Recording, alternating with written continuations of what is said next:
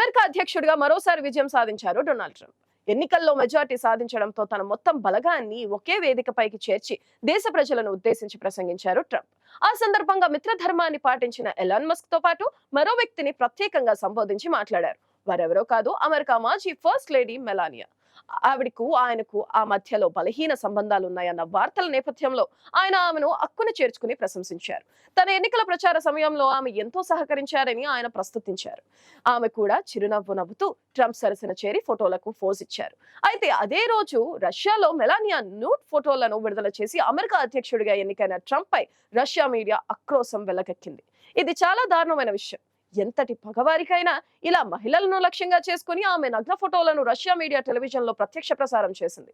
Russia media monitor సృష్టికర్త Julia Davis X లో ఈ విషయాన్ని తెలిపారు. మాజీ ప్రథమ మహిళకు సంబంధించిన స్పష్టమైన ఫోటోలు రష్యా వన్ నెట్వర్క్ లో 60 నిమిషాల పాటు ప్రసారమయ్యాయి. నిజానికి 4 ఏళ్ల క్రితం మెలానియా జీక్యూ అనే ఓ అడల్ట్ మ్యాగజైన్ కోసం నోట్ ఫోటోషూట్ చేశారు. అందులోని అనేక ఫోటోలను రష్యా మీడియా ప్రసారం చేసింది. మాజీ ప్రథమ మహిళ మెలానియా మరోసారి వైట్ హౌస్ కి వచ్చేందుకు సిద్ధంగా ఉన్నారంటూ యాంకర్ యువెగ్నీ పోపోవ్ వ్యాఖ్యానిస్తూ ఆ ఫోటోలను ప్రసారం చేశారు. 2000 సంవత్సరంలో మెలానియా ఎలా ఉండేదో చూడండి అని ఆ ఫోటోలపై యాంకర్ కామెంట్ చేశారు. పనిగట్టుకుని ఆ యాంకర్ ప్రతి ఫోటో గురించిన స్పష్టంగా వివరించారు. మెలానియాకు సంబంధించిన ఈ నగ్న ఫోటోలు 2000లో ట్రంప్ ప్రైవేట్ విమానం బోయింగ్ 727 లో తీశారని చెబుతున్నారు. ఈ ఫోటో ప్రెజెంటేషన్ సోషల్ మీడియాలో దుమారం రేపింది. ఫోటోలపై నెటిజన్లు రకరకాలుగా ట్రోల్ చేస్తున్నారు. అయితే సెప్టెంబర్ లో మెలానియా తన కొత్త పుస్తకాన్ని ప్రమోట్ చేసే సందర్భంగా తన ఫోటోలను సమర్థించుకున్నారు. నా నోట్ మోడలింగ్ వర్క్ వెనుక నేనే గర్వంగా నిలబడతానని స్పష్టం చేశారు. ఇక ఆమె అంతరంగిక విషయాలను బట్టి చూస్తే ఆమెను ఒక అంతు చిక్కని మహిళగా చెబుతారు విశ్లేషకులు. రెండోసారి ప్రథమ మహిళ కాబోతున్న మెలానియా మొన్న మధ్య ప్రజలను ఉద్దేశించి సోషల్ మీడియాలో ప్రసంగించారు.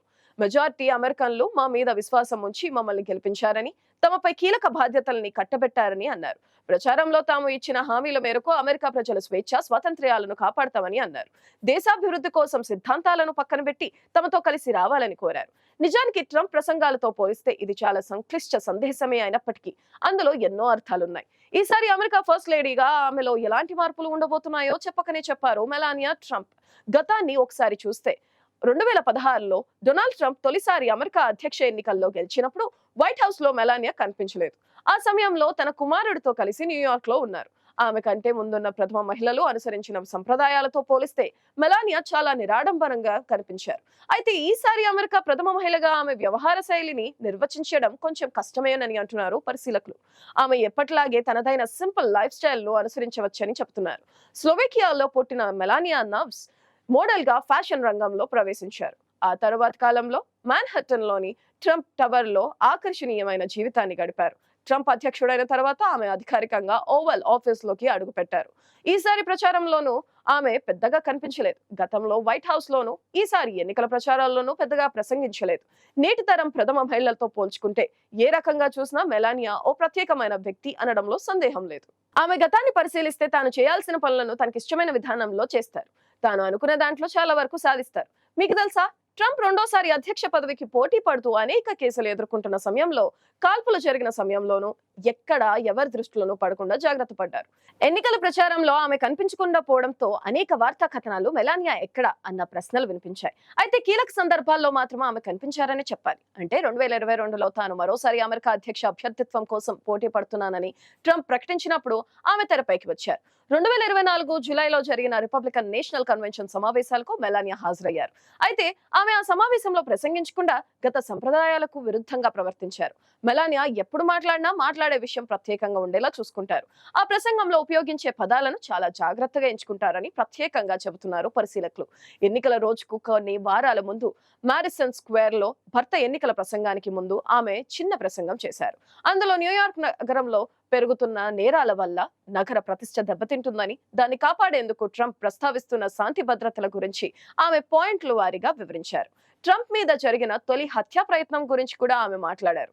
దాడి చేసిన వ్యక్తిని దెయ్యంగా పోల్చిన మెలానియా అందరూ ఐక్యంగా ఉండాలని కోరారు.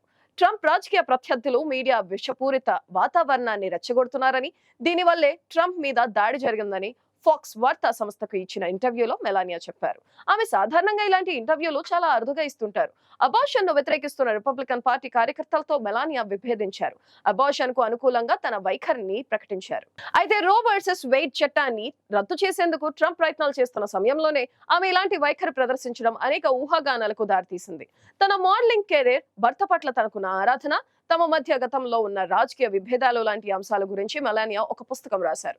అయితే ఈ వివాదాలకు సంబంధించిన వివరాలను వ్యక్తిగతంగా ఉంచాలని నిర్ణయించుకున్నారు. 2020 ఎన్నికల్లో ట్రంప్ అక్రమాలకు పాల్పడ్డారనే ఆరోపణలు వచ్చినప్పుడు మరికొన్ని వివాదాస్పద సందర్భాల్లో మెలానియా బహిరంగంగా ట్రంప్ కు మద్దతుగా నిలిచారు.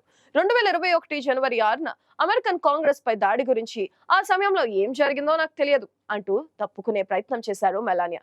2021 జనవరి 6న ట్రంప్ మద్దతుదారులు అమెరికన్ కాంగ్రెస్ మీద దాడి చేయడాన్ని ఖండిస్తూ ఒక ప్రకటన జారీ చేయాలని డిమాండ్ రాగా ఆమె అందుకు తిరస్కరించారని మెలానియా మాజీ ప్రెస్ సెక్రటరీ స్టీఫెన్ గ్రీషం చెప్పారు. మెలానియా ప్రకటన జారీ చేసేందుకు తిరస్కరించడంతో తాను రాజీనామా చేసినట్లు గ్రీషం చెప్పారు. అసలు మెలానియా అమెరికా ప్రథమ మహిళ అనే పాత్రను ఎంజాయ్ చేశారా లేదా అన్న అనుమానాలు ఉన్నాయంటారు విమర్శకులు. మొదట కొంత అయిష్టతతో ఉన్నప్పటికీ ట్రంప్ ద్వారా వచ్చిన ప్రథమ మహిళ అనే హోదాను ఆమె ఎంజాయ్ చేశారు. వైట్ హౌస్ లో నివసిస్తూ ప్రథమ మహిళగా లభించే అన్ని సౌకర్యాలను ఆమె ఇష్టపడ్డారు. ఆమె వాటన్నిటిని ఆనందించారు. ప్రథమ మహిళా విధుల్లో భాగంగా అమెరికా వచ్చే వివిధ దేశాల నేతలకు లంచ్ ఏర్పాటు చేయడం, అధికారిక విందుల నిర్వహణ లాంటి కార్యక్రమాలను చూసేవారు. వైట్ హౌస్ ఎలా ఉండాలి, వైట్ హౌస్ లో ఎలాంటి మార్పులు చేయాలి ఇలాంటి వాటి గురించి ఆదేశాలు జారీ చేసేవారు. వీటితో పాటు క్రిస్మస్ వేడుకల ఏర్పాట్లను పర్యవేక్షించేవారు. మెలానియా వస్త్రధారణ ఎప్పుడూ మీడియాలో హాట్ టాపిక్ గా ఉండేది, అలాగే వివాదాస్పదం కూడా అయ్యేది. కానీ ఆమె దేన్ని ఎప్పుడూ లెక్క చేయలేదు. ఇప్పుడు రష్యాలో ఆమె న్యూడ్ ఫోటోషూట్ విషయంలోనూ అలాగే వ్యవహరించారు.